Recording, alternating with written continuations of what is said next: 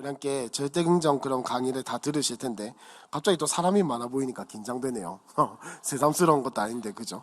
우리 함께 오늘은 절대긍정 중에서 자신에 대한 긍정을 볼 텐데 우리 뭐 할 때마다 되새겨야겠죠, 그죠? 자, 긍정, 절대긍정 5가지 절대긍정이 있다고 했습니다. 뭐였죠? 첫 번째, 자신에 대한 긍정. 두 번째, 타인에 대한 긍정. 세 번째, 일과 사명에 대한 긍정.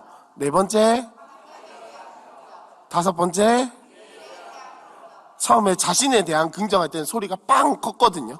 근데 가면 갈수록 작아져요. 다시 한 번만 더 해볼게요. 첫 번째는요, 자신에 대한 긍정. 두 번째는요, 타인에 대한 긍정. 세 번째는 일과 사명에 대한 긍정. 맞죠? 네 번째, 환경에 대한 긍정. 다섯 번째, 미래에 대한 긍정. 이렇게 해가지고 저는 영어 첫 글자를 따서 외우거든요. MOMEF. Myself, Others, 그 다음에 미션, 인바이러먼트, 퓨처 이렇게 외우는데 뭐 각자가 할 때 알아서 외우시면 될 것 같아요. 알아서 외우셔가지고 오는 하지 마세요. 부끄러우니까. 알아서 외우시면 되고 꼭 기억을 했으면 좋겠습니다. 자, 그러면 이 5가지 긍정의 자세를 가지고 실천하는 방안은 3가지가 있습니다. 첫 번째가 뭐였죠? 다들 다르신 것 같아요. 언어가 다들 언어신가 다른 것 같은데 긍정의 언어 첫 번째, 그죠? 그리고 두 번째가 절대 감사. 그리고 마지막 세 번째가 사랑을 나눔하는 거. 지금 이것도 처음엔 소리가 웅웅 하다가 세 번째로 가면 갈수록 작은데 다시 한 번만 해봅시다. 첫 번째는 뭐라고요? 긍정의 언어. 두 번째는 절대 감사. 그리고 마지막 세 번째는 사랑 나눔. 이렇게 3가지가 있다라고 했습니다. 처음부터 다시 한 번만 더 해볼게요. 5중 긍정이 있다고 했는데 첫 번째가 자신에 대한 긍정, 두 번째가 타인에 대한 긍정, 세 번째가 삶에 대한 긍정, 네 번째가 환경에 대한 긍정, 미래에 대한 긍정. 아유, 감사합니다. 그래서 이 3가지 실천 방안이 뭐가 있다고 했죠? 긍정 언어, 절대 감사, 사랑 나눔. 이렇게 힌트도 띄워주네요, 뒤에. 그죠? 이거를 꼭 기억을 하시고 여기에서 우리가 사실 죄송하지만 타케노코 이야기에서 이런 이야기를 하는 거는 세상 책에도 많습니다. 옛날에 한창 유행했던 책이 하나가 있는데 제가 이 책에 대한 잘못된 이해가 있으면 다른 책이랑 똑같겠다라고 늘 생각하는 게 뭐가 있냐면 옛날에 혹시 시크릿이라는 책을 아시나요?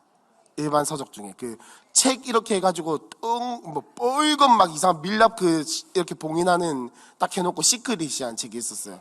그 시크릿이라는 책에 전체적인 주제가 뭐였냐면 우주의 기운을 나에게로 끌어모아 우주의 기운을 나에게로 끌어모아서 내가 하는 모든 일이 잘 되게 하는 그게 이제 시크릿의 주요한 내용이었거든요. 근데 여러분 이 5가지 긍정과 요 3가지 긍정의 훈련도 여러분들 잘못 이해하시면 여기서 예수가 빠진 채로 십자가가 빠진 채로 이 내용을 보게 되면은 시크릿과 별반 다르지 않은 내용입니다. 그냥 긍정적인 마인드를 가지고 살아가면은 긍정의 기운이 나를 따라올 것이다 라고 하는 내용처럼 보이거든요. 그러니까 여러분 이거 5가지를 외우시면서 꼭 예수와 십자가를 빼먹지 않고 외우셔야 됩니다. 예수와 십자가를 빼먹지 않고 외워야 하고, 그래서 우리가 지난 시간까지 이 5가지 내용이 참 중요하다, 이 3가지의 훈련이 참 중요하다라는 것과 함께 지난주에는 하나님에 대한 긍정을 하라고 배웠습니다. 그죠? 하나님에 대한 긍정을 해야 하는 이유는 뭐냐? 요런 훈련들을 하면 사람이 밝고 긍정적으로 변하겠죠. 근데 하나님이 빠지면 그냥 밝고 긍정적인 에너지를 가진 사람으로 끝나게 됩니다. 근데 우리가 이 긍정을 훈련하는 것은 거기에서 그치는 것이 아니라 우리의 하나님에 대한 시각을 바꿔보자라는 거예요. 우리의 신앙 가치관을 바꿔보자라는 겁니다. 이제 그런 거를 기억을 하셔야 할 텐데, 자, 오늘부터 이제 본격적으로 본론으로 들어갑니다. 본론. 지난주까지는 서론이었다면 오늘은 본론으로 들어가는데, 일단 60페이지를 한번 책 60페이지를 펴셔서 우리 글을 한번 읽어봤으면 좋겠습니다. 그죠? 우리 애기도 긍정하자고 하는데 우리도 함께 긍정해야겠죠. 그죠? 긍정! 이런 거 못 들으셨어요? 저만 들렸어요? 자, 60페이지 한번 펴시고, 자, 오중긍정 1 해가지고 자신에 대한 긍정이라고 되어 있습니다. 그 밑에 작은 글씨로 되어 있는 위다드 아크라위의 글을 한번 두 줄로 된 이 글을 한번 읽어보도록 하겠습니다. 만약부터 시작.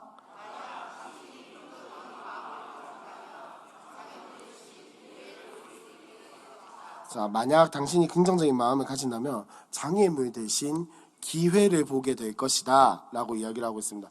여러분, 장애물이 뭔가요? 장애물, 여러분은 장애물을 뭐라고 하시나요? 뭘 가지고 장애물이라고 하시나요?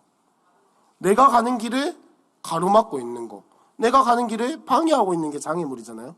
근데 이 절대 긍정의 마음을 가지고 바라본다면 그 장애물이 나에게 기회가 된다는 거죠. 내 가는 길을 막는 것이 아니라 내가 가는 길을 더욱더 풍성하게 할 무엇인가의 기회로 볼 수 있는 시선을 가지게 된다라고 이야기를 하는 건데, 자, 그래서 이 오중긍정, 이 자신에 대한 긍정, 이 큰 글자 오른쪽이나 왼쪽에다가 빈칸이 있죠.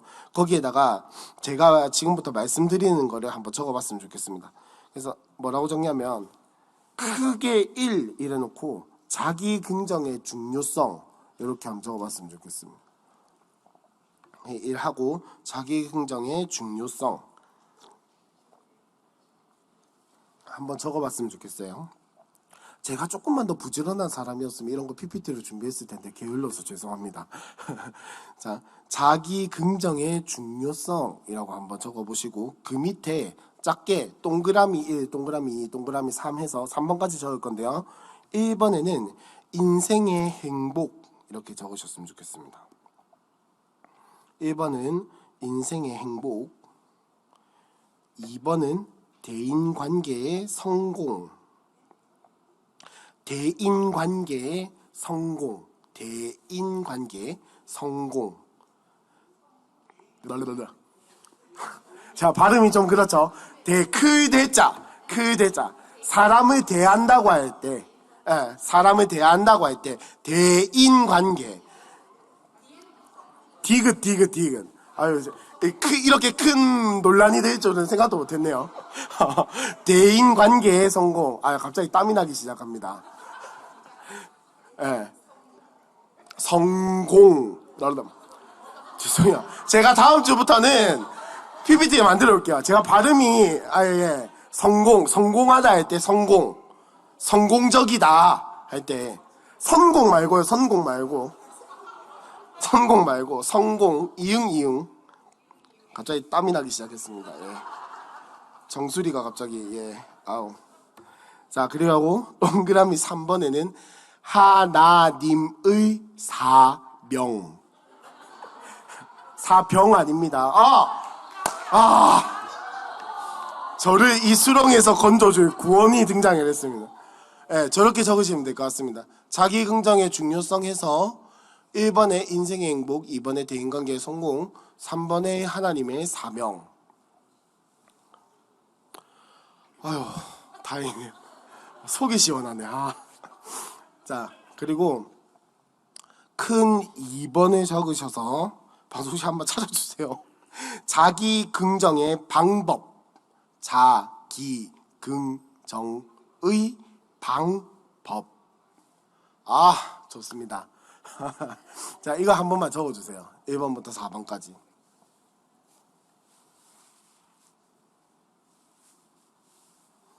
자, 적으시면서 들으시면 되는데, 여러분들이 적으시는 이 두 개는 오늘 하고자 하는 자기 긍정, 자기에 대한 긍정의 요약입니다.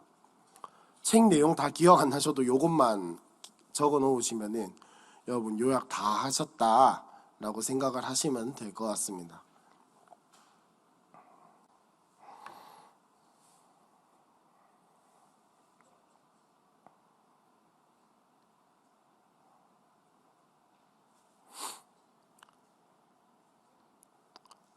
이제 땀이 멈췄어요. 이제 좀 덜 당황스러운 것 같습니다. 자, 이제 슬슬 이야기를 시작해 보려고 하는데, 자, 오늘 자신에 대한 긍정, 이 자신에 대한 아직 혹시 못 적으신 분 조금 방송이 좀만 더 띄워주세요. 자, 오늘 이 자신에 대한 긍정 할 때 여러분 이거를 제가 책의 내용을 아무리 보고 또 봐도 다른 단어로 바꿀 수 있는 게 딱 하나밖에 없는 것 같아요. 나는 하나님의 걸작품이다. 요게 딱 자신에 대한 긍정, 더 그 이상 그 이하도 아닙니다. 나는 하나님의 걸작품이다. 자, 그러면 이거를 조금 더 어려운 말로 다시 바꿔보면 뭐냐? 나의 정체성을 깨달아라는 겁니다. 자신에 대한 긍정은 나는 할 수 있어. 나는 뭐든지 해낼 수 있는 사람이야. 하나님이 나에게 기적을 베풀어 주실 거야. 단순히 여기서 그치는 게 아니고 내 정체성이 무엇인가? 나는 누구인가? 어디로 와서 어디로 가는가? 나의 이 인생의 끝에는 무엇이 있는가? 나의 인생은 어떤 의미가 있는가? 요거를 알아가는 작업이 바로 자신에 대한 긍정입니다. 여러분은 여러분 자신의 정체성을 뭐라고 생각을 하시는지 발표를 하자고 하면 저처럼 땀이 나실 거고, 그렇다고 속으로 한번 생각해 보자고 하니 뭐 그냥 넘어가실 것 같고 해서, 자신에 대한 긍정 밑에 여러분 나는 누구누구다 라고 뭐 하나만 적어 보셨으면 좋겠어요. 자신이 생각하는 나는 땡땡이다, 나는 땡땡이다, 뭐 이런 것들. 나는 누구인가, 나는 하나님 안에서 누구인가를 한번 적어봤으면 좋겠습니다. 뭐 사도 바울은 자신이 예수 그리스도의 종이라고 이야기를 할 때도 있고, 뭐 때로 사도 바울이 죄를 깨달아서 막 뒤집어질 때 난 죄인 중에 괴수다 뭐 이렇게 표현한 적도 있고 한데, 여러분이 생각하시는 여러분의 정체성, 나는 땡땡이다 라는 걸 한번 적어보셨으면 좋겠습니다. 그리고 자신의 정체성을 절대 잊지 않고 살아가셨으면 좋겠어요. 저는 요새 꽂혀있는 저의 정체성이 뭐냐면은 언약의 자녀라는 게 저한테 좀 많이 꽂혀있거든요. 왜냐면은 가끔 그런 생각을 해요. 하나님이 내 삶에 언제 약속을 이루어 주실까? 마치 아브라함이 사라를 보면서 그 자신의 자녀를 낳게 해줄 것이다 라고 약속을 하셨던 그 하나님의 약속이 믿어지지 않았던 것처럼 저도 요새 그럴 때가 많거든요. 뭐 자녀의 문제가 아니라 제 삶을 보면은 하나님 제 기도 제목 이루어 주시는 거 맞나요? 도대체 언제 무엇 어떻게 할까요? 라는 생각이 들 때가 참 많은데, 그럼에도 불구하고 하나님이 나에게 주신 약속을 반드시 이루어 가실 것이다. 왜? 나는 약속의 자녀이기 때문에. 나는 그냥 자녀가 아니라 약속의 자녀이기 때문에 하나님이 반드시 이루어 가실 것이다 라는 믿음에 가져보려고 노력 중입니다. 가진 게 아니고 가져보려고 노력 중인데, 이제 이 정체성을 가지고 우리의 삶을 봐야 한다 라고 하는 게 오늘 이 자신에 대한 긍정의 내용이 끝이에요.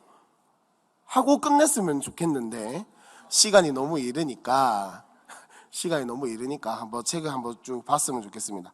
자, 첫 번째로 자기 긍정의 중요성, 자신에 대한 긍정을 왜 해야 하는가. 첫 번째가 인생의 행복, 두 번째가 대인관계의 성공, 세 번째가 하나님의 사명인데, 자, 이 이야기를 책을 보면서 한번 봤으면 61페이지 한번 보시면은, 자, 61페이지 자기 긍정과 자존감의 중요성이라고 되어 있죠. 자기 긍정과 자존감의 중요성이라고 되어 있는데, 이 책의 내용대로 하면은 낮은 자존감은 사람의 인생을 행복하지 못하게 만든다 라고 되어 있죠. 그래서 자기 긍정과 자존감의 중요성이라는 소제목 바로 밑에 딸락에 보시면은 위에서 한 네 번째 줄, 그래서 끊임없이 인간의 생각과 자아상을 공격한다. 부정적인 생각과 낮은 자존감을 갖게 하고 상처에 대한 매임과 분노, 비교의식, 좌절감, 열등감 등을 마음에 심는다 라고 이야기를 하고 있습니다. 우리 인생의 행복을 찾으려면은 그 자존감이 낮았을 때, 그리고 내 인생에 대한 긍정이 없을 때 사람이 가장 많이 하는 게 뭐냐? 비교한다라는 거죠. 나는 저 사람에 비해서 내 인생은 왜 이렇지? 나는 저 사람에 비해서 왜 이렇게 모자라는 게 많지? 여러분, 사실 비교를 하면요, 우리의 인생에 다른 사람과 비교를 하게 되면 긍정적인 방향보다는 부정적인 방향으로 더 많이 흘러가는 것 같아요. 나는 저 사람에 비해서 뭔가 가진 게 없고, 나는 저 사람에 비해서 뭔가 모자라고, 나는 저 집에 비해서, 우리의 가정은 저 가정에 비해서 뭔가가 더 없는, 가진 게 없는 그런 부정적인 생각이 계속해서 떠오르기 마련인데, 그게 왜 그렇냐? 자신에 대한 긍정이 없어서 그렇다는 거죠. 다시 말을 바꿔보면은 나의 정체성이 무엇인지를 정확하게 모른다라는 거예요. 내 정체성이 없으니까 자꾸 다른 사람과의 어떤 비교를 통해서 내 정체성을 찾아가는 거예요. 그러니까 당연히 남의 떡이 더 좋아 보인다고 다른 사람께 더 좋아 보일 수밖에 없죠. 왜? 나의 정체성을 모르니까. 나의 자존감이 낮으니까. 그래서 상처에 얽매이고 열등감에 얽매이게 된다라는 거죠. 그래서 그 밑에 단락의 첫 번째 줄에 보시면 하나님의 눈으로 자신을 바라보지 못하면 자신의 가치와 인생의 의미를 깨달을 수 없다라고 이야기를 하고 있죠. 하나님의 시선으로 보지 않으면, 하나님의 시선으로 자신의 정체성을 찾지 않으면 결국 남는 것은 뭐냐? 자신의 인생의 가치도 모르고 내 인생의 의미도 모르고 내 인생이 어디에서 와서 어디로 가는지를 모른다라는 거예요. 오늘 결론은 그겁니다. 오늘 한 주 요약이자 결론이 뭐냐? 내 정체성, 하나님 안에서의 나의 정체성을 찾아서 그 정체성으로 인생을 살아가야 한다는 거예요. 무조건 좋게만 생각하는 게 자신에 대한 긍정이 아닙니다. 내 정체성이 하나님 안에서 무엇인지를 정확하게 알고 그 정체성을 가지고 살아가야 하는 게 자신에 대한 긍정이에요. 좋게라고만 생각하시면 안 돼요. 자, 그래서 그 밑에 줄에 보니까 실제로 자신을 존중하고 사랑하지 못하는 사람은 과식, 마약 복용, 성적 방종 등등등등 세상의 쾌락을 추구함으로써 잠시나마 괴로움을 잊으려고 합니다. 과식은 좀 빼도 될 것 같아요. 과식은 좀 빼도 될 것 같은데 예, 아시겠죠? 제가 왜 빼려고 과식은 좀 빼도 될 것 같은데 어쨌든 뭐 웃자고 하는 말이고 진심 아닙니다, 여보. 웃자고 하는 말이에요. 자, 자신을 존중하고 사랑하지 못하는 사람은 세상의 쾌락으로 자신을 채워나가려고 한다는 거예요. 이 말이 무슨 말이냐? 지금 위에서 새가족 행복학교를 하고 있는데, 보자. 여기 앉아 계신 분들은 대부분 새가족 행복학교를 하셨겠죠, 그죠? 사람 영혼 안에 하나님이 떠남으로 말미암아 빈자리가 생겼다라고 우리가 배워왔죠, 그죠? 그리고 사람이 하나님을 만나지 못하면 그 자리를 뭘로 채우려고 합니까? 세상에 있는 것으로 채우려고 해요. 동그라미인데 세모로 채우려고 하고 동그라미인데 네모로 채우려고 한다라는 겁니다. 여러분 혹시 요즘은 디지털 시대잖아요, 그죠? 디지털 시대잖아요. 디지털로, 그러니까 컴퓨터로 그린 원은 절대 원이 될 수 없어요. 무슨 말이냐면 컴퓨터는 결국은 0과 1로 이루어진 데이터의 조합이거든요. 그러면 뭐냐? 직선밖에 없다라는 거예요. 그래서 컴퓨터로 그린 동그라미는 무한하게 계속해서 확대할 수 있는데 최대한 확대를 해보면 결국은 이렇게 직각 계단 모양의 미세한 계단 모양의 조합이라는 거예요. 컴퓨터로 그린 원은 절대로 동그랄 수가 없습니다. 네. 하나님을 만나지 못하는 인생이 바로 그렇다는 거예요. 동그라미를 만들어서 넣으면 뭐예요? 결국에는 빈틈이 생기고 결국에는 그 틈이 있기 때문에 완벽하게 맞아떨어질 수 없다라는 겁니다. 무슨 말이냐? 이 자신에 대한 긍정도 내가 하나님 안에서 정체성을 찾지 못하면 결국 세상의 것에서 찾게 되고 세상의 것을 썩어 없어질 것이 되고 우리의 만족을, 우리의 정체성을 완벽하게 채워주지 못한다는 거예요.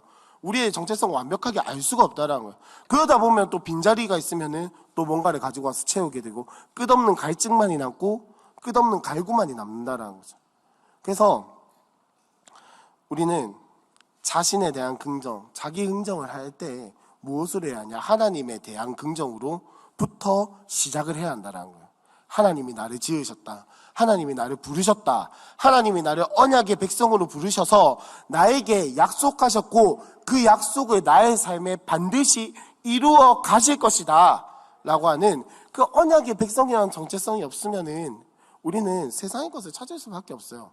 그래서 그 다음 62페이지로 넘어가서 그 중간쯤에 보시면 영국의 심리학자라고 하면서 J.A. 하드필드, 저는 처음 보는 사람이거든요.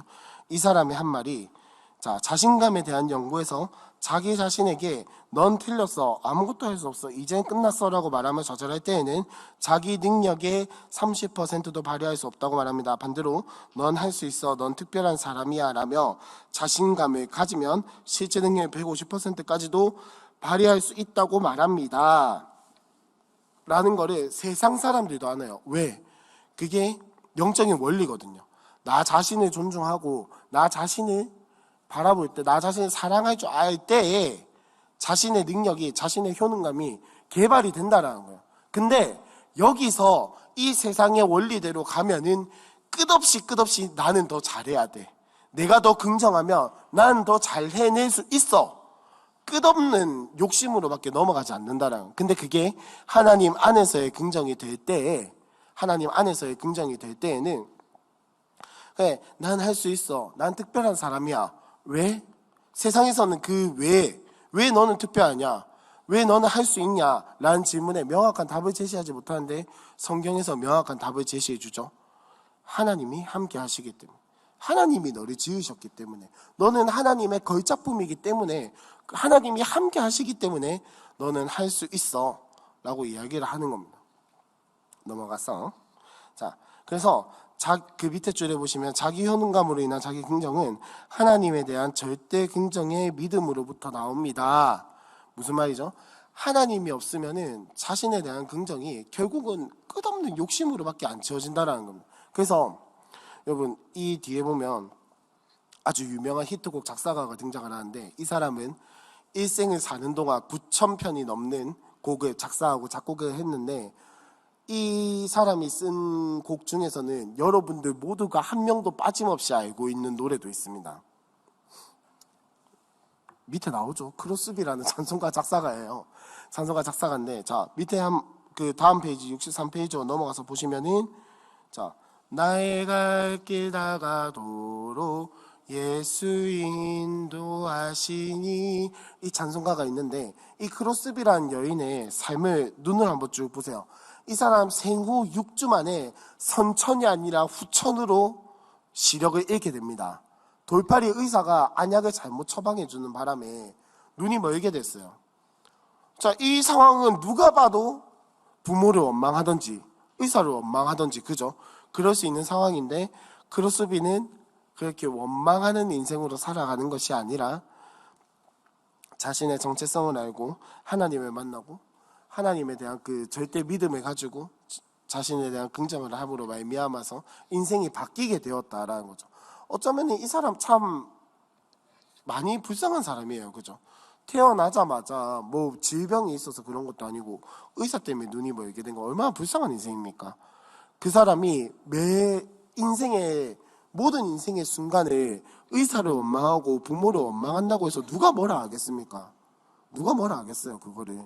근데 이 사람은 거기서 그치는 게 아니라 하나님을 만났고, 그 하나님을 만남으로 인해서 자신의 정체성을 알고, 자신의 정체성을 분명하게 알고 하나님에 대한 절대 긍정, 그리고 자신에 대한 긍정으로 말미암아 인생을 살아갔다라는 거죠. 뭐 이게 이 사람이 성공을 했다 뭐거다 이게 아니라, 이 사람이 쓴 곡의 가사를 보니까 자신에 대한 자랑을 하려고 하는 것이 아니라 자신의 갈 길이 다가도록 예수가 인도한다라는 고백을 이 불쌍한 사람이 어떻게 고백을 하겠냐고요.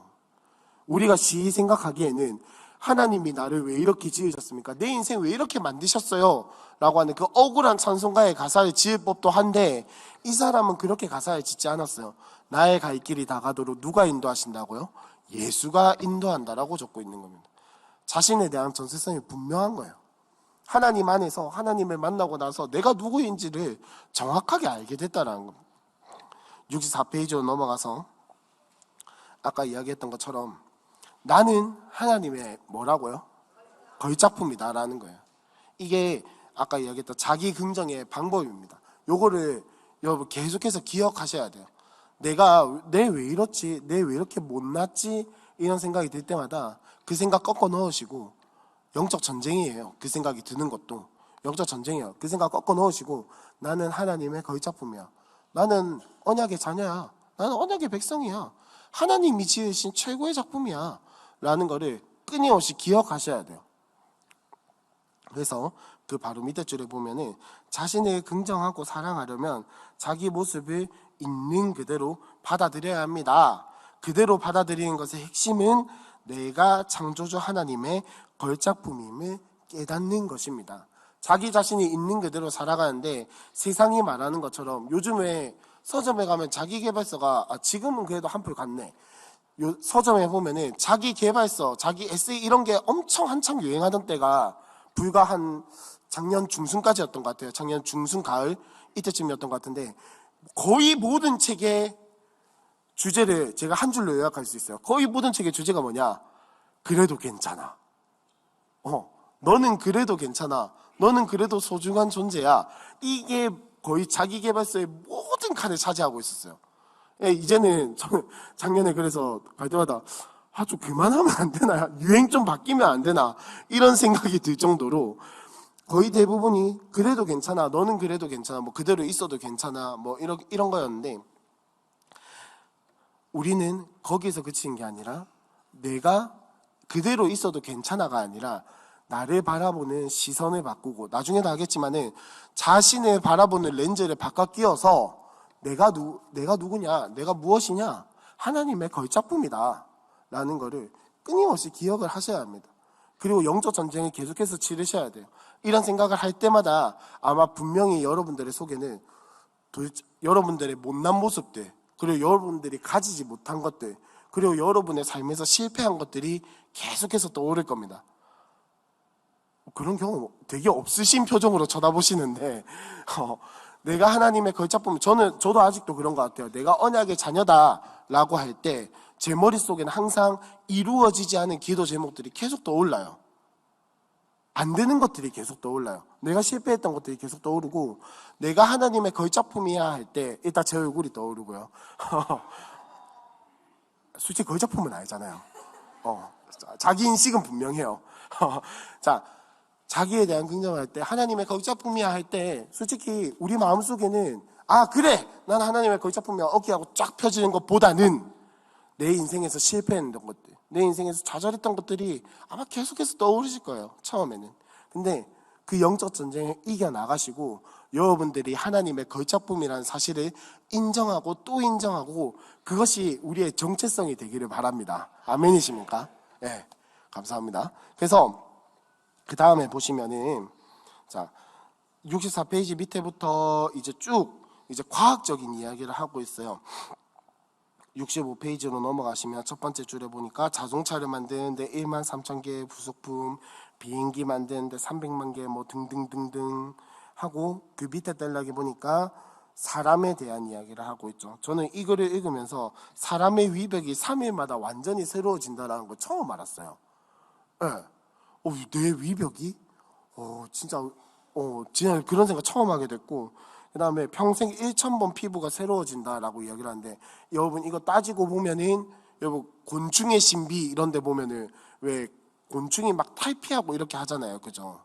네, 사람은 그거를 평생 살아가는 동안에 1,000번, 1,000번 넘게 한다라는 소리예요. 그리고 여러분 생각해 보시면 심장이 한번 이렇게 꽝 조여가지고 하는데 여기서부터 내 머리끝과 발끝까지 피가 한 번에 쫙 돈다는 거 그게 1분에 1초마다 한 번보다 훨씬 더 많은 1분에 뭐 70몇 번 운동할 때는 100몇십 번씩까지 뛰는 그 놀라운 일들이 내 몸속에서 끊임없이 일어나고 있다는 거죠.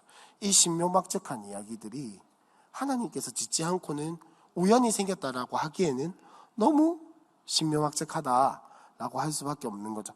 그래서 자 65페이지 제일 밑에서 세 번째 줄에 보시면 피조세계와 사람은 하나님의 솜씨를 보여주는 그분의 작품입니다 라고 되어 있습니다. 여러분이 하나님의 형상이라고 하는 것은 여러분 속에 하나님의 이제 성품이나 이런 것들이 포함이 되어 있다는 것도 있지만 여러분들의 모습 자체가 하나님께서 지으신 모습이라는 거예요. 우리의 형상 자체가 나의 형상 자체가 우연히 생겨난 것이 아니라 하나님께서 의도와 목적을 가지고 하나님의 마음을 가지고 하나님의 생각을 가지고 하나님의 뜻을 가지고 여러분들 한 명 한 명을 지으셨다라는 거예요. 그래서 우리는 우연히 만들어진 존재가 아니다라는 것만 해도 우리의 일반적으로 자존감이 그냥 올라갈 텐데 우리는 그냥 그 수준에서 그치는 게 아니라 하나님께서 우리를 만드셨다라는 거예요. 하나하나 세밀하게. 그래서 왜 지문도 똑같은 사람이 없다라고 이야기를 하잖아요. 그죠? 지문도 똑같은 사람이 없다라고 이야기를 하는데 우리의 인생이 바로 그렇다 라는 거. 그리고 그 뒤에 보시면은 뭐 이제 인간 안에는 뭐 여러 가지 모습이 있고 자연의 모습이 있고 뭐 이런 이야기들을 하고 있는데, 뭐 긴 이야기를 그냥 하나로 줄이면은 우리는 하나님의 거의작품이다 라는 거죠. 제가 이거를 준비하다 보니까 제가 최근에 봤던 한 가지 기사가 떠올랐습니다. 방송 중 혹시 그림 한 번만 띄워주시겠어요? 첫 번째 그림. 제가 최근에 기사를 하나 봤는데, 제가 보기에는 미술품에 대한 이야기였어요. 그림이 빨리 띄워주면 좋겠는데 사진이 예, 딜레이가 생기니까 좀 마음이 불안하네요. 예, 제가 최근에 기사를 하나 봤는데 미술품이 있었어요. 근데 그 미술품에 누군가 다행입니다. 이제 할 말이 떨어져 가고 있었는데, 저기 서 있는 사람은 현대 미술가인 존 원인가? 하여튼 현대 미술가인데 어떤 그림을 그리냐면, 여러분 저 뒤에 있는 게 놀랍게도 예술 작품입니다. 낙서가 아니에요. 이해가 안 되시는 분들이 여기에 거의 대다수이신 것 같아요. 저도 처음에는 저거를 이렇게 할 수 있나? 하여튼 그런 의문이 계속 들더라고요. 근데 이 사람이 최근에 서울에서 전시전을 했다고요. 넘겨주세요. 아이고요. 예. 저런 그림들을 전시를 하는 분이에요. 어떤 그림을 하냐면 물감을 이렇게 쫙쫙 흩뿌려서 작업을 하시는 분인데, 최근에 저 작품 외에도 몇 가지를 서울에서 전시전을 했다고요. 근데 여러분 저기에 어떤 한 관람객이 낙서를 했다라고 합니다. 제가 찾으시는 분께 5,000원 드리겠습니다. 저기에 어디가 낙서인가? 관람객이 한 낙서가 어디인가? 찾으시는 분께 5,000원을 드리도록 해서. 예술적 감각이 굉장히 뛰어나신 것 같네요. 예. 아닌가? 예. 땡이에요.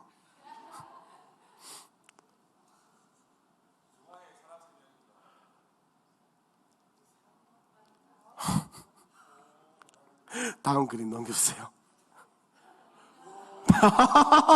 진짜 나중에 저에게 찾아와 주세요. 맞아요.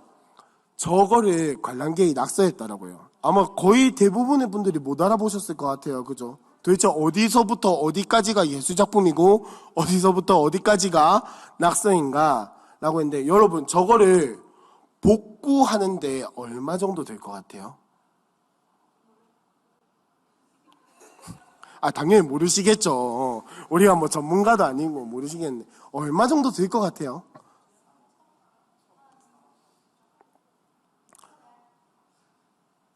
1,000만 원 정도 예상한다고 합니다. 1,000만 원 정도 예상한다고 하고, 저 낙서 같은 그림의 가격은 5억 정도, 가치가 5억 정도라고 합니다.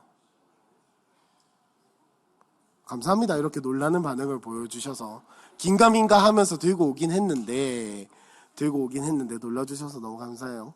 자, 우리가 보기에는 저게 무슨 5억이나 하노 이러면서, 그죠? 그 5억 있으면 나눠주지 이 생각 맞죠? 할 텐데, 제가 이 이야기를 가져온 이유는 뭐냐면요, 우리가 잘 모르고 보면 저건 낙서에 불과해요. 저기서 낙서가 뭔지, 한 관람객이 낙서를 했다고 하는데 저게 낙서인지 저게 그림인지 어떻게 압니까? 모르는 사람이 보면. 근데 아는 사람이 보면 저 그림의 가치를 안다라는 거예요. 아는 사람이 보면 저거를 5억씩이나 주고 산다라는 겁니다. 제가 지금 무슨 이야기를 하고 싶은 건지 아시는 분들이 계실 거예요. 우리도 마찬가지예요. 나 자신의 가치에 대해서 모르고 보면 나 자신은 아무런 쓸모도 없어 보이고, 그냥 뭐 하등 이 세상에 존재하는 사람들과 별반 다를 바가 없이 느껴진다마는 하나님에 대해서 알고 하나님의 관점으로 나를 보게 된다면 나의 가치를 안다라는 거예요. 내가 어떤 존재인가? 내가 어떤 정체성을 가지고 있는가? 나는 어떤 사람인가? 나는 하나님이 지으신 거의 작품이라는 겁니다. 나는 저 그림의 5억이라는 그림의 가치보다 훨씬 더 큰 비교할 수 없는 가치를 가진 하나님의 언약의 자녀라는 그 정체성을 가지고 우리가 살아갔으면 좋겠습니다. 그래서 이거를 하기 위해서 기억만 할 것이 아니라 어떻게 해야 하냐? 나 자신을 십자가의 관점으로 봐야 한다라는 거예요. 십자가의 렌즈를 통해서 봐야 한다라는 거예요.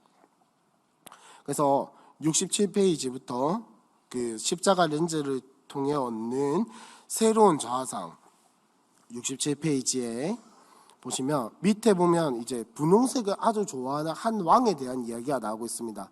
이 왕이 이제 분홍색을 너무 좋아하는 나머지 자기 나라의 모든 것을 분홍색으로 바꿨대요. 근데 어느 날 하늘을 딱 보니까는 하늘은 파랗잖아요, 그죠? 구름은 허옇고 이거는 색깔을 어떻게 바꿀 수 없으니까 이 하늘의 색깔을 바꿔보겠다고 고민을 하고 있었다고 합니다. 굉장히 어리석은 고민인 것 같아요. 뭐하러 바꿔요? 그냥 있는 대로 놔두면 되지. 근데 여기에 대해서 누군가가 답변을 해주기를 자기의 스승이 뭐라고 이야기를 하냐? 그러면 네가 안경에 분홍색을 입혀가지고 그 안경을 끼고 다녀라. 이렇게 하니까 여러분 어떻게 보이죠? 그러면 세상 천지가 분홍색으로 보이죠, 그죠? 왜 옛날에 저 초등학교 시절에는 셀로판지가 되게 유행을 해가지고 제가 진짜 어릴 때부터 안경을 꼈거든요. 6살인가? 그때부터 안경을 꼈는데 그러니까 초등학교 때 셀로판지 유행하면 저는 제일 먼저 하는 게 뭐냐? 셀로판지 남은 거 가지고 안경에다 붙여가지고 그거 끼고 하루 종일 돌아다니는 게 저의 할 일이었어요. 그러니까 그렇게 하면 어떻게 되죠? 노란색을 이렇게 하면은 세상 천지가 노랗게 보이고 파란색을 하면 파랗게 보이고 빨간색을 하면 빨갛게 보이고 세상 천지가 그렇게 보이잖아요, 그죠? 우리의 인생도 마찬가지라는 거예요. 어떤 렌즈를 끼고 나를 바라보느냐, 어떤 렌즈를 끼고 나 자신을 알아가느냐에 따라서 다르다라는 거예요. 자, 이렇게 예를 들 수 있을 것 같습니다. 제가 보시다시피 눈이 굉장히 안 좋아요. 지금 제가 이렇게 안경을 벗고 있으면 왜요? 죄송해요. 아무 생각 없이 벗었네요. 제가 안경을 벗으면 이 위에 있는 글씨가 아무것도 안 보여요. 이 위에 있는 글씨 아무것도 안 보이고 제일 첫 줄에 있는 사람의 얼굴의 형체가 안 보여요. 그러니까 눈이 정말 안 좋거든요. 정말 안 좋거든요. 근데 이 안경을 끼고 있으니까 이 앞에 있는 글씨가 뭔지, 앞에 앉아있는 근원이의 얼굴이 어떻게 생겼는지, 무슨 옷을 입고 있는지가 다 보인다라는 거예요. 우리가 이런 거예요. 우리가 죄인이라는 사실은 뭐냐? 저처럼 시력이 나쁜 거예요. 그래서 나 자신을 제대로 볼 수가 없어요. 근데 십자가로 말미암아서 우리 자신을 보게 되면은 내가 어떤 존재인지 흐리멍덩하게 보는 것이 아니라 정확하고 세밀하게 볼 수 있게 된다는 겁니다.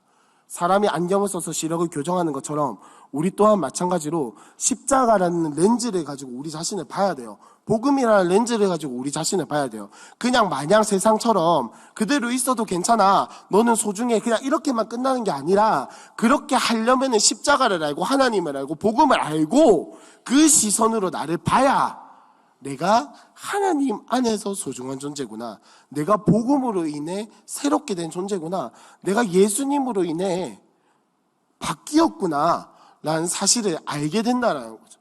우리 자신의 진정한 가치는 십자가의 렌즈를 통해서 바라볼 때 알게 된다는 겁니다. 그러니까 다시 한 번 더 말씀드리지만 자신에 대한 긍정은 마냥 좋게만 생각하는 게 아니에요. 첫 번째, 내가 죄인임을 알고, 두 번째, 십자가가 있다는 것을 알고, 세 번째, 그 십자가가 나를 변화시켰다는 사실을 깨닫고 그 세 가지를 가지고 나를 봐야 내가 누구인지 정확하게 안다라는 거.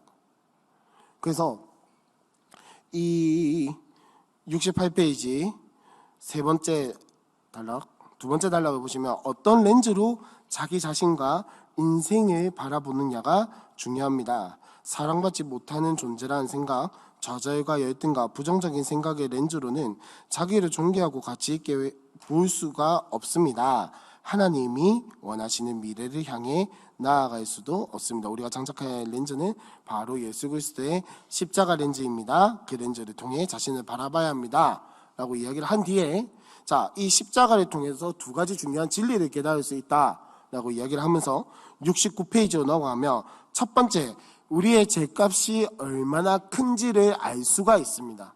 무엇이냐? 십자가를 통해서 나를 바라보게 된다면 나라는 존재만 놓고 본다면은 나는 정말 죄인이구나 라는 사실을 깨달을 수밖에 없다라는 거예요. 그 두 번째로 깨달을 수 있는 것은 하나님의 사랑이 얼마나 큰가.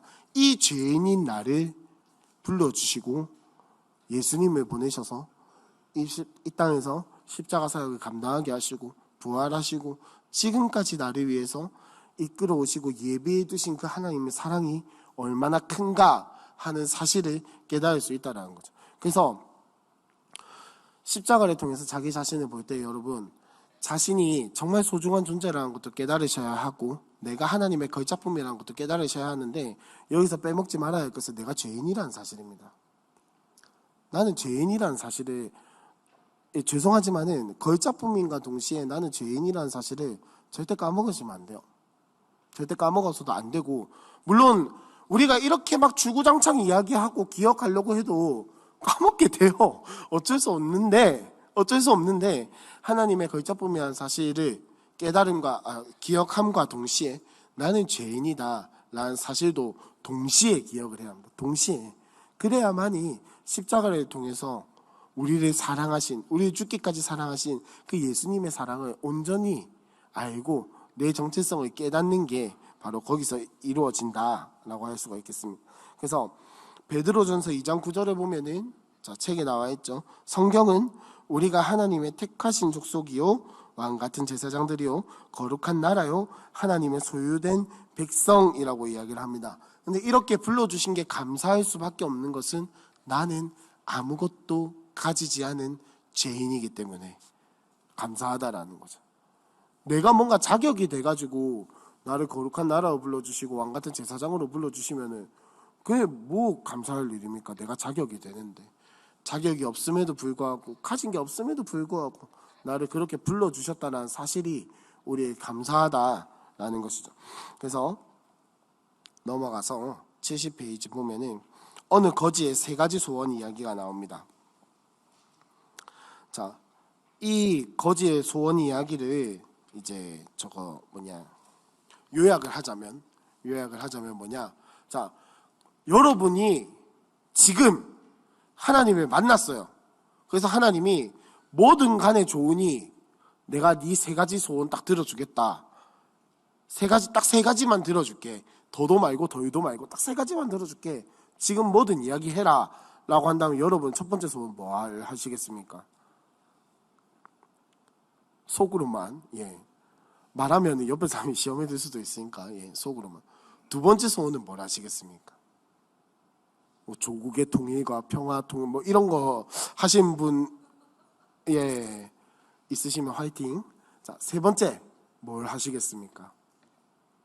세 번째쯤 되면 아마 조국의 평화, 통일에 나올 수도 있을 것 같아요. 자, 생각해 보셨나요?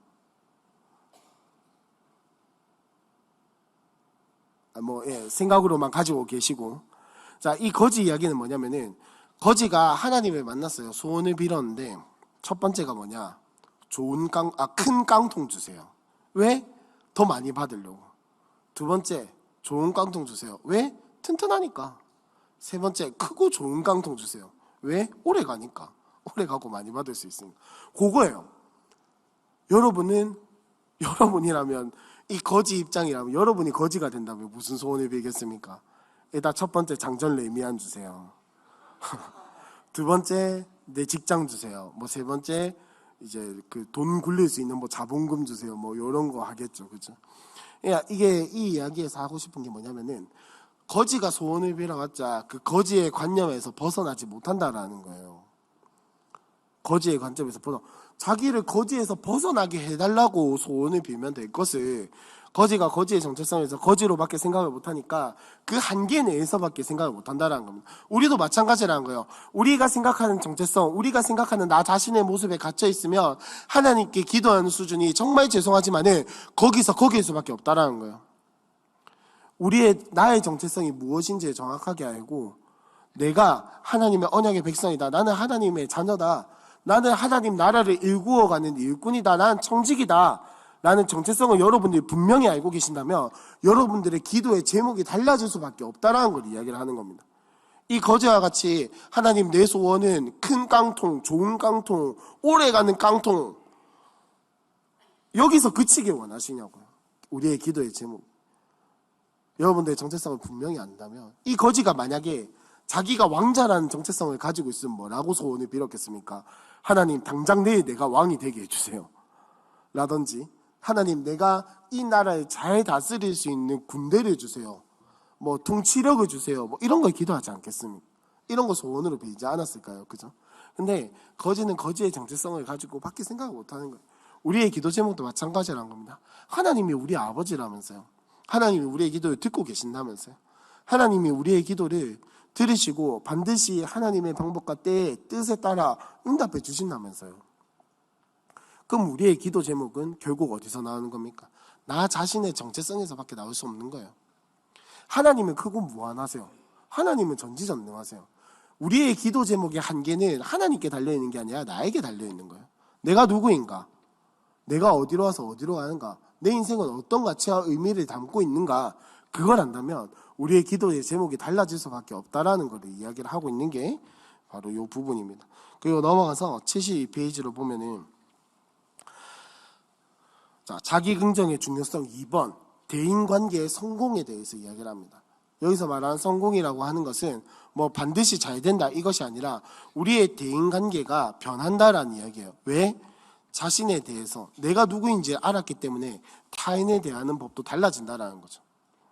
그래서 그 자기 긍정과 이웃사랑 바로 밑에 두 번째 줄에 보시면, 자신에 대한 태도는 타인을 보는 렌즈와도 같습니다. 볼록 렌즈를 통해서 보면 볼록하게 보이고, 오목 렌즈를 통해 보면 오목하게 보이는 원리와 같다. 마찬가지로 자기 자신을 사랑의 렌즈로 바라보지 못하는 사람은 다른 사람도 사랑의 눈으로 볼 수 없습니다 라고 이야기를 하고 있죠. 쉽게 말하면 이거겠죠. 자기 상처에 매여 있고 자기의 그 상처에 얽매여 있고 자신의 상처에 짓눌려 있으면은 결국 나오는 것은 부정적인 자기 방어밖에 나오지 않습니다. 다른 사람도 그러니까 왜곡해서 듣는다라는 거죠. 내가 누구인지 알지 못하고 내 상처에 짓눌려 있으면은 결국 들리는 거, 보는 거, 내가 경험하는 거, 느끼는 것들 다 왜곡해서 받아들일 수밖에 없어요. 왜? 내 상처를 통해서 보기 때문에.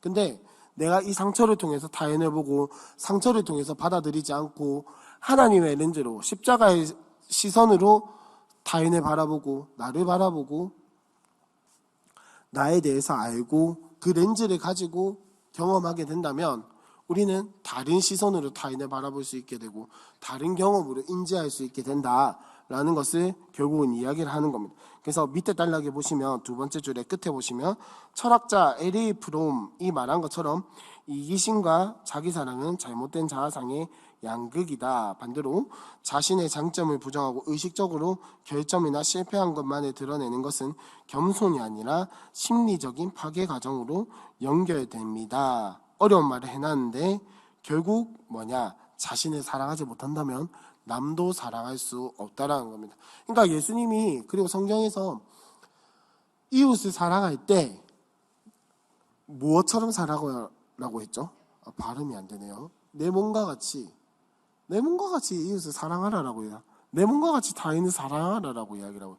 그러니까 쉽게 말하면 세상적인 표현으로 하자면 자기 자신을 사랑할 줄 알아야 타인도 사랑할 줄 안다라는 겁니다. 그게 성경의 원리예요. 세상에서 말한다고 해서 다 성경적이지 않다라는 거 아닙니다. 저는 오히려 자신을 사랑할 줄 아는 사람이 남을 사랑할 줄 안다는 게 정말 성경적인 원리라고 생각을 해요. 네. 일단 저만 그런 걸로 하도록 하고 그게 진짜 성경적인 원리거든요. 예수님이 괜히 네 몸과 같이 남을 사랑하라고 이야기를 한 게 아니에요. 내가 누군지 알고 내가 하나님의 사랑을 받는 존재라는 걸 알고 내가 어떤 존재인지 알고 내 정체성을 알아야 타인도 사랑할 수 있다는 거. 내 상처에 짓눌려 있으면 아까 말씀드린 것처럼 결국은 사람을 대할 때 관계로 대하는 것이 아니라 자기 방어적인 기저로 대할 수밖에 없어요. 네. 그래서 여러분 우리 옆에 앉은 사람과 이렇게 한번 인사했으면 좋겠습니다. 자신에 대해 긍정합시다. 자, 반대쪽에 있는 사람과도 한 번 더 자신에 대해 긍정합시다. 예. 갑자기 인사를 하는 이유는 슬슬 졸릴 것 같아서. 이제 슬슬 졸릴 시간이거든요. 특히나 저 같은 경우에는 다이나믹이 크게 없기 때문에 슬슬 졸리실 시간이에요. 그래서 한번 움직여보자. 자신에 대해 긍정합시다. 자신에 대해 긍정하고 우리가 진짜로 나의 시선, 세상의 시선으로 바라보는 것이 아니라 세상이 같이 판단하는 대로 바라보는 것이 아니라 하나님이 죽기까지 우리를 사랑하셨잖아요. 하나님이 죽기까지 남을 사랑하신 게 아니라 나를 사랑하셨다고요. 예수님이 남을 위해서 오신 게 아니라 나를 위해서 오셨다고요. 예수님이 나 빼고 우리 교회를 위해 오신 게 아니라 나를 포함한 우리 교회를 위해서 오신 거예요. 그러니까 하나님이 진짜 적어도 그냥 다 필요 없고 다 떼고 하나님이 정말 신이라고 생각하고 예수님이 정말 신이라고 생각한다면 여러분들의 가치는 무궁무진한 게 됩니다. 세상에 어떤 신이 인간을 위해서 죽었어요. 신화 중에 신이 인간을 위해 희생한 게 있다라고 하는데 결국은 그런 인간은 어떤 대접을 받아요? 굉장히 높은 대접을 받잖아요. 그죠? 여러분들은 하나님이 이 땅에 오셔서 죽어주셨단 말이에요. 남을 위해서, 옆에 앉으신 분을 위해서 그런 게 아니고 나를 위해서 죽어주셨다. 그 사실 하나만 제대로 알아도 우리 자신의 존재감이 올라갈 건데 문제는 자꾸 까먹는다는 거죠. 자꾸 까먹고 남과 비교하게 된다는 건데 그러지 않았으면 좋겠습니다. 그래서 73페이지 밑에서 네 번째 줄에 보시면 존 포엘이라는 사람이 마음의 계절이라는 책에서 자신에 대해 실망과 공허감을 느낀다면 이웃에게로 향하는 욕구나 의욕도 상실되고 자신에 대해 긍정적이고 만족스럽게 된다면 자신의 고통은 줄어들고 이웃의 필요에 귀를 기울일 수 있게 된다라고 합니다. 그래서 다음 페이지로 넘어가면 그 첫 번째 줄 말고 그 밑에 줄에 보시면 자기 사랑에는 자신의 인격을 소중히 여기는 마음과 신뢰감, 확고한 자신감, 타인의 가치 인정 등이 포함이 된다. 그래서 잠언 23장 7절에 보시면 대저 그 마음의 생각이 어떠하면 그 위인도 그러하다라고 말씀합니다. 우리가 상대방이 어떠한 사람인가를 알기 원한다면 그 사람이 자기 자신에 대해서 어떤 생각을 갖고 있는지를 먼저 알면 됩니다. 먼저 자신을 존중하고 긍정해야 이웃도 사랑하고 행복한 대인관계도 만들어집니다. 라고 이야기를 하고 있습니다.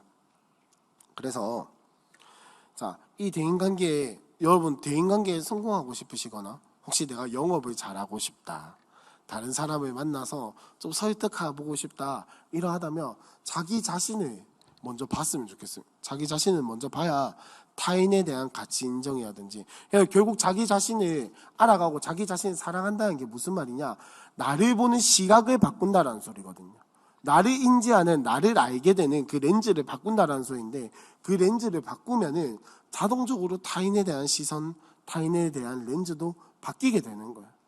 그 렌즈를 바꿀 때야 우리가 대인관계에서 행복해지고 성공할 수 있다라는 거를 이야기를 하고 있는 겁니다. 그리고 이제 그 다음으로 넘어가서 이게 책의 순서가 조금 뒤죽박죽이긴 한데 이번에는 자기 긍정의 방법 중에서 나의 연약함을 인정하고 하나님께 맡기라는 이야기를 한번 해보려고 하는데 아까 제가 말씀드렸죠. 자기 자신에 대해서 긍정을 할 때 내가 하나님의 걸작품인가 동시에 기억을 해야 하는 게 뭐다? 나는 죄인이다라는 사실이에요. 무슨 말이냐? 나의 연약함을 하나님께 인정하라는 뜻입니다. 나의 연약함. 나는 죄인입니다, 하나님. 나는 어쩔 수가 없. 나는 아직도 죄성을 가지고 있는 사람입니다. 죄인입니다. 인간입니다. 그러니 하나님 나를 도와주십시오. 라고 하는 이 것을 기억을 해야 한다는 거예요. 그래서 자기 이 약함도 강함이 될 수 있다. 바로 밑에 보시면 자기 긍정에 담긴 또 다른 중요한 요소는 하나님 앞에서 자신의 연약함을 철저하게 인정하는 겁니다. 자기 긍정은 단순한 자신감이나 자만과는 다릅니다. 자신의 연약함을 긍정하는 사람은 겸손할 수 있습니다. 그리고 그러한 겸손의 자세를 가진 사람은 온전히 하나님을 의지할 수 있습니다. 제가 아까 처음에 말씀드린 게 자신에 대한 긍정이라고 할 때 마냥 잘 될 거야, 좋게 될 거야, 잘 흘러갈 거야, 그 all is well이라고 막 옛날에 이야기를 했던 그런 것들이 아니고 결국은 하나님에 대한 절대 긍정, 하나님에 대한 절대 믿음을 가지고 나를 바라봐야 한다라고 말씀을 드렸어요. 그게 바로 이 부분입니다. 하나님이 나와 함께 하셔야만이 나의 연약함이 강함이 될 수 있다라는 거예요. 그래서 밑에 보시면 에디슨은 청각 장애인이었는데 죽음기에 발명했고, 밀턴은 시각 장애인이었지만 시인이었고, 존 버년은 얼음장 같은 감옥에서 청력장을 집필했고, 파스텔은 몸을 자유롭게 쓸 수 없는 상태에서 질병에 대한 면역의 기본 원리를 발견했습니다. 여러분, 모차르트 베토벤이었나? 모차르트 맞지? 모차르트 맞겠죠? 네. 모차르트가 위대한 음악가잖아요, 그죠? 음악은 기억 안 나도 모차르트라는 이름을 다 들어보셨을 것 같아요. 모차르트가 청각 장애인이라는 사실은 알고 계시죠? 아, 베토벤. 와! 또 식은땀이 나기 시작했습니다. 자, 베토벤이, 자, 방송실 지어주세요. 자, 지금부터 시작. 네, 베토벤이라는 인물 알고 계신가요? 네, 아멘 하지 마세요, 이런 거에. 죄송합니다. 또 식은땀이 나기 시작했어요. 자, 베토벤이 청각 장애인인데 그 사람이 얼마나 곡을 잘 썼습니까? 그죠? 그 사람이 만약 나는 더 이상 소리를 들을 수 없어, 나는 이제 악기 소리를 들을 수도 없고 연주를 해도 알 수가 없어 라는 상태로 좌절해 있었다면 그 사람은 더 이상 지금 우리에게 음악가로 기억되지 않았겠죠. 하지만 그 사람은 거기서 그치는 것이 아니라 계속해서 발전해 나갔고, 물론 이제 그 사람이 천재성이 있었기 때문도 있겠죠. 물론 있겠죠. 하지만 그 사람은 거기서 그치지 않고 일어났다라는, 왜? 내가 연약하기 때문에 더 열심히 노력을 하겠다라는 마음으로 살았다고 저는 알고 있어요. 베토벤입니다. 네. 어쨌든 이 세상 사람들도, 세상의 원리도 그런데 예수 안에서 하나님 믿는 사람들은 더 다르다라는 거죠. 무슨 말이냐? 자기가 노력해도 그렇게 할 수 있는데 하나님이 함께 하시는 사람은 이길 수밖에 없다라는 겁니다. 근데 여기서 중요한 건 뭐냐면은 내 연약함을 인정해야 한다는 겁니다. 나는 죄인이구나. 나는 죄성을 가지고 있구나. 나는 할 수 없구나. 나는 넘어질 수밖에 없구나. 라는 사실을 인정해야 한다는 겁니다. 이게 말로만 하면 참 쉬운 데 있잖아요. 그죠? 실제로 그걸 내가 내 삶에서 인정하려고 한다면 참 쉽지 않은 것 같아요. 참 어려운 것 같아요. 내가 이거밖에 안 된다고 하는 그 자괴감. 그죠? 내가 이렇게 노력하는데 왜 안 돼? 라고 하는 그 억울함 등등등. 그죠? 내가 이렇게 열심히 노력하고 쏟아부었는데 이거밖에 안 돼? 역시 나는 그럴 수밖에 없구나. 약간 부정적인 어떤 자기에 대한 그게 나오는데, 여기서 말하는 건 부정적인 그런 게 아니고 내가 하나님 앞에서 죄인이구나. 나는 철저하게 하나님 앞에서 하나님이 보았을 때 아무것도 할 수 없고 망가진 죄인이구나. 내가 노력해도 하나님이 없으면은 나는 아무것도 할 수 없구나 라는 사실을 인정하고 받아들이고 하나님이 나와 동행하시기를 간절히 구하는 그 삶의 자세, 그게 바로 자신에 대한 긍정이라는 겁니다. 내가 잘났기 때문에 나에 대해서 긍정하는 것이 아니라 내가 죄인임에도 불구하고 나는 아무런 가치가 없고 나는 하나님이 없으면 아무것도 할 수 없는 죄인이라는 사실을 아는데 하나님이 나를 불러주셔서 나와 함께 하시기 때문에 나는 소중한 존재구나 라는 사실을 인정하는 게 자신에 대한 긍정이라는 거죠. 그래서 75페이지 밑에서 네 번째 줄에 보시면 내가 약해도 허물이 있어도 환경이 어려워도 하나님을 의지하며 절대 긍정의 믿음으로 나아갈 때 자기 긍정의 자아상을 가지고 사명을 항상 새롭게 할 수 있습니다 라고 이야기를 하고 있습니다. 그리고 그 뒤에 보니까 나에게 아픔이 있고 가시가 있어도 내게 주시는 하나님의 은혜와 능력은 새로운 것임을 알아야 합니다 라고 이야기를 하면서 사도 바울의 예를 들고 있죠. 사도 바울이 육체에 가시가 있었다라고 자신이 고백을 하는데 그 육체의 가시가 정확하게 뭔지는 다 알 수 없습니다. 하지만 사도 바울이 고백하는 거를 그 다음 페이지에 보시면은 뭐라고 이야기를 하죠? 나에게, 다 같이 한번 읽어볼까요? 제가 목이 아파서 물을 좀 마셔야 할 것 같아요. 다 같이 한 번만 읽어봅시다. 시작.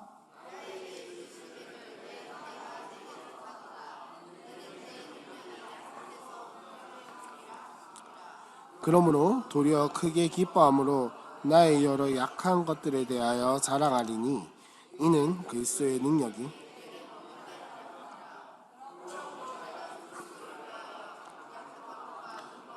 굽빛과 박해와 공고를 기뻐하느니 이는 내가 약한 그때 강함이라. 아멘. 내가 약할 때 강함이 된다라고 하는 것은, 그리고 앞에 이야기를 했던 것처럼 내가 뭐 이렇게 실수가 있었을 때, 약한 것이 있었을 때 내가 노력해서 더 나아질 수 있다. 이거는 세상의 관점이기도 하지만은 그리스도인의 관점이기도 합니다. 근데 이제 중간에 뭐가 다르냐? 내가 약할 때 강해질 수 있는 것은 나의 노력 때문이 아니라 하나님이 함께 하시기 때문에 라는 그 중간 단계가 다른 거예요. 중간 단계가 다른 거예요. 우리는 하나님이 함께 하시기 때문에 강해질 수 있습니다. 우리는 하나님이 함께 하시기 때문에 더 나아질 수 있는 거예요. 우리가 더 하나님 앞에서 새롭게 될 수 있는 겁니다. 왜? 하나님이 함께 하시기 때문에. 그래서 사도 바울이 이야기를 한 것처럼 우리도 마찬가지로 우리의 삶에 내 능력이, 내가 살아갈 수 있는 힘이 끝없는 나의 약함을 알고, 나의 모자람을 알고, 나의 부족함을 알고 하나님 앞에 끊임없이 엎드리고 기도하고 간구하고 하나님 앞에서 나의 모습을 내 모습을 내 시선으로 보는 것이 아니라 하나님의 시선으로 보려고 하고 십자가의 렌즈를 통해서 보려고 하는 그 엎드려짐이 있을 때, 우리는 날로 새롭게 된다라는 거죠.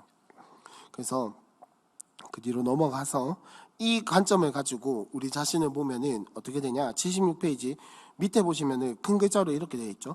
나 자신을 뭐로?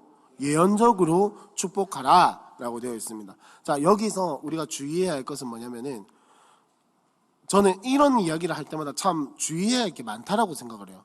왜냐면 처음에도 이야기를 했지만 잘못 보면은 진짜 우주의 기운을 나에게로 끌어모아라, 약간 이런 느낌이 돼버리니까 진짜 좀 주의해서 봐야 할 것은, 자, 나 자신을 예언적으로 축복하라 할 때 내가 되고 싶은 거, 내가 갖고 싶은 거, 내가 하고 싶은 것을 가지고 미리 선포하고 나서 뭐 하나님이 이루어 주시겠지, 이 개념이 아니에요. 나 자신을 예언적으로 축복하라는 것은 뭐냐? 내가 언약의 자녀이기 때문에 하나님이 나에게 약속하신 것들을 반드시 이루어 나가겠죠. 그러면 우리는 그 약속의 말씀에 대해서 선포를 하는 거예요. 내가 되고 싶은 거, 내가 하고 싶은 거, 내가 갖고 싶은 것을 될 거라고 선포하면 될 거다! 이게 아니라, 무슨 미래에 대한 파워, 왜 이렇게 좋아하지? 자, 제가 좀 이상했나요? 자, 이렇게 선포하면 될 거다! 이게 아니라, 하나님이 나에게 약속하신 것들을 하나님이 반드시 이루어 나가신다라는 선포를 하라는 거예요. 내가 갖고 싶은 거를 가지라는 게 아닙니다. 하나님이 나에게 주신 그 약속의 말씀을 선포하고 믿으라는 거예요. 그래서 나 자신을 예언적으로 축복하라는 겁니다.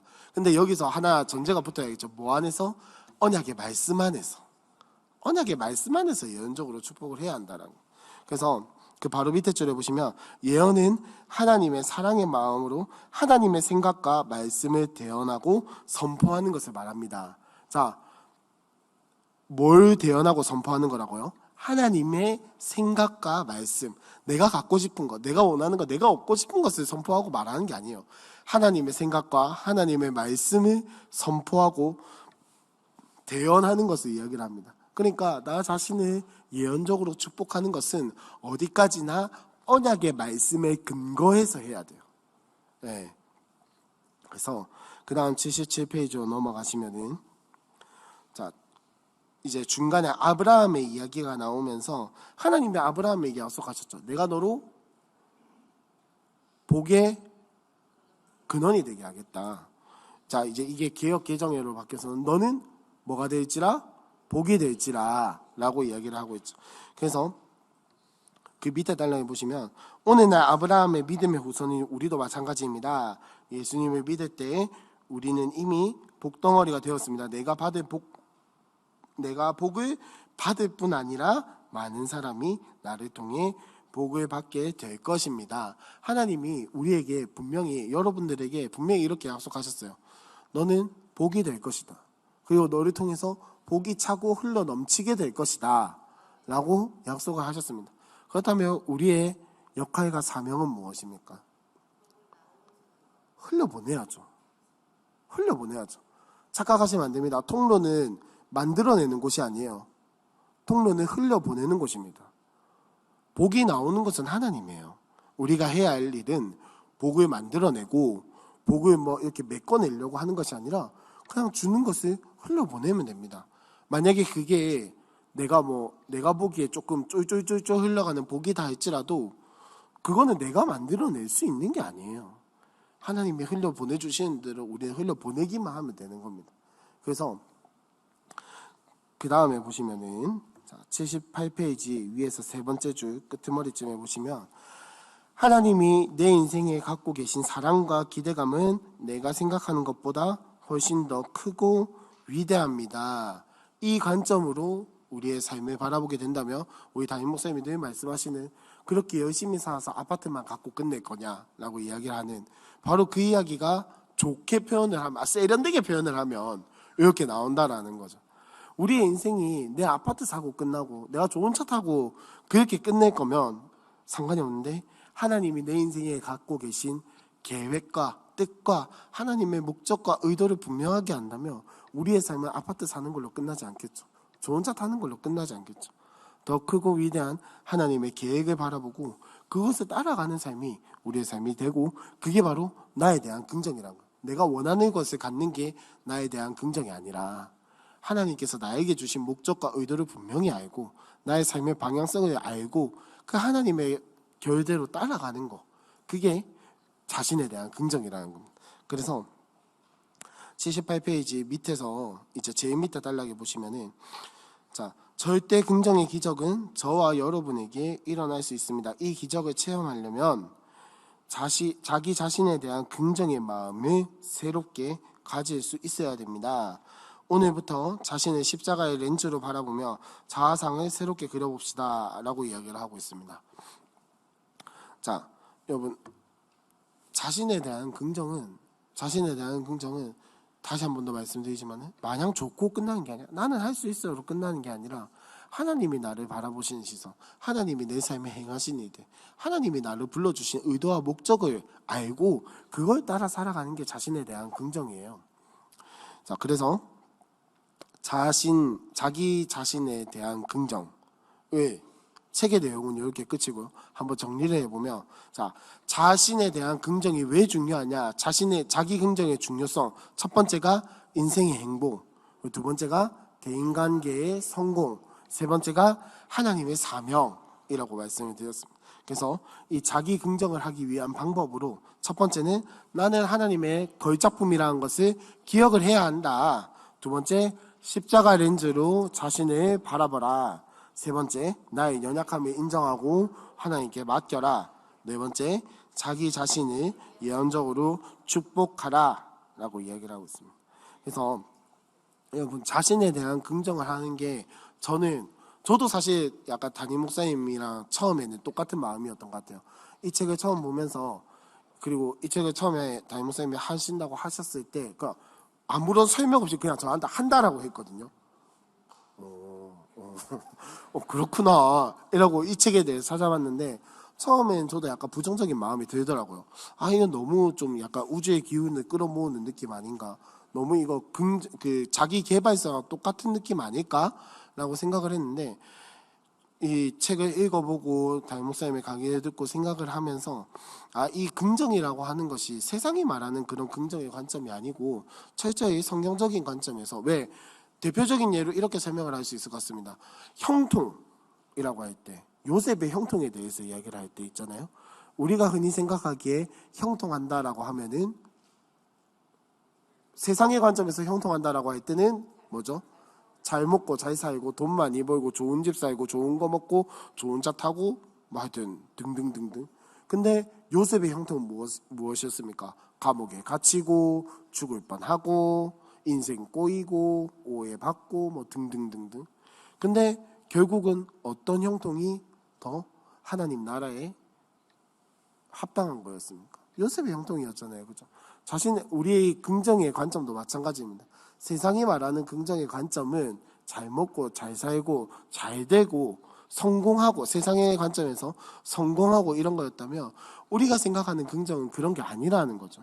그런 게 아니라는 겁니다. 철저하게 하나님에 대한 관점에서, 철저하게 하나님의 마음으로, 그리고 하나님에 대한 복음의 믿음을 가지고 바라보는 것이 긍정이라는 거죠. 그래서 부활신앙이라고 이야기를 하는 것이, 담임 목사님 부활신앙이라고 늘 이야기를 하는 것이 바로 그런 것입니다. 복음의 관점을 가지고 바라봐야 한다라는 거, 복음의 관점을 가지고 살아가야 한다라는 거. 그래서 자신에 대한 긍정 이 이야기를 할 때 여러분 다른 건 다 까먹으셔도 괜찮은데 하나는 꼭 기억을 하셨으면 좋겠습니다. 뭐냐? 나의 정체성을 절대 잊지 않으셨으면 좋겠어요. 나의 정체성. 결국 정체성이라는 이 모든 말로 다 모아지는 것 같아요. 오늘 자신에 대한 긍정을 할 때 나의 정체성이 무엇인가를 알면 굳이 자신에 대한 긍정을 할 필요도 없어요. 왜? 정체성을 통해서 내가 누군지 분명하게 알고 내가 어떻게 살아가야 할지를 아니까. 정체성을 알면은 이 모든 문제가 풀리게 될 줄로 믿습니다. 그래서 오늘 자 이제 저기 몇 페이지죠? 79페이지를 펴서 자 이 오늘 이야기를 했던 것들을 기억을 하고 절대 긍정 지수 체크리스트를 한번 채점을 해보셨으면 좋겠습니다.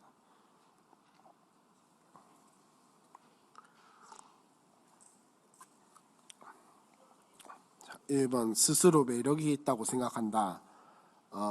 예. 다른 사람과 비교해서 열등감을 느끼지 않는다. 3번 하나님이 나를 독특하고 소중하게 만드셨다고 믿는다. 4번 사랑받을 수 있는 자격이 충분하다고 생각한다. 5번 지금 행복하다고 느끼고 있다. 6번 다른 사람의 험담이나 비판에 크게 좌우되지 않는다. 7번 나만이 가진 재능과 가치가 있다고 믿는다. 8번 나 자신을 귀하게 여기고 사랑하고 있다. 9번 어떤 일을 맡겨도 잘할 수 있을 거라고 생각한다. 10번 나의 미래 모습을 그리며 선포하고 축복한다.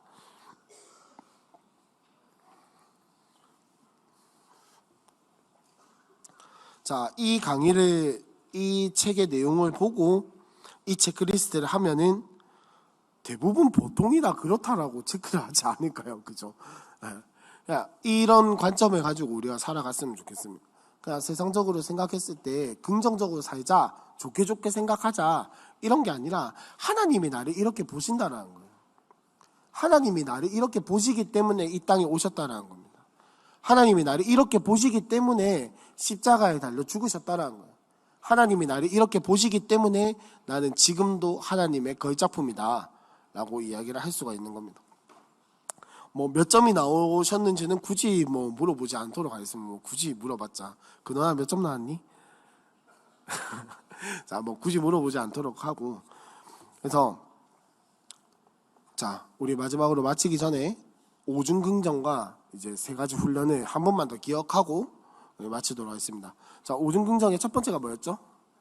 자신에 대한 긍정. 두 번째 타인에 대한 긍정. 세 번째 일과 사명에 대한 긍정. 네 번째 환경에 대한 긍정. 다섯 번째 미래에 대한 긍정. 그리고 세 가지 훈련이 있는데 첫 번째가 긍정 언어, 그리고 두 번째가 절대 감사, 세 번째가 사랑 나눔의 훈련. 이렇게 세 가지가 있는데 자 그래서 오늘부터 이제 조가 나뉘어지고 조장님이 출석 체크를 하실 거고 이제 뭐 조별 나눔도 있을 거고 뭐 요래조래 할 겁니다. 할 건데 오늘 나누시고 또 여러분들이 일주일 동안 살아가실 때 제가 제안해 드리고 싶은 적용이 하나가 있습니다. 뭐냐면은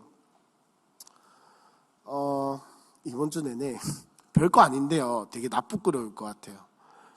이번 주 내내 여러분들의 여러분들이 가장 오랜 시간을 보내고 여러분들의 시선이 가장 많이 가는 곳에 그게 어디든 상관없어요. 화장실도 상관없으니까 거기에다가 나는 하나님의 걸작품이다라고 하나 써놓고 메모지 같은 거 있잖아요. 왜? 포스트잇 같은 걸로 그냥 간단하게 하나 붙여놓고 그렇게 생활하셨으면 좋겠어요. 뭐 그게 화장실이 됐든 주방이 됐든 뭐 세탁기가 됐든 뭐든 간에 여러분들이 가장 오래 머무르고 가장 시선이 많이 닿는 곳에 나는 하나님의 걸작품이다 라고 아니면은 이게 너무 나쁘끄럽다 누구한테 보여주기 싫다 이러면은 아까 제가 적자고 말씀드렸던 나의 정체성 그거를 한번 적어서 붙여놓고 다음 주 수요일 7시 집에서 몇 시에 나오시는지 모르겠는데 다음 주 수요일에 교회로 출발하실 때 딱 떼고 출발하셨으면 좋겠어요. 뭐 5조? 그냥 떼고 버리라는 건데 일주일 동안 그걸 가지고 여러분들이 한번 붙여보고 내 정체성 나는 어떤 존재인가를 끊임없이 생각하고 되새기는 한 주가 되었으면 좋겠습니다.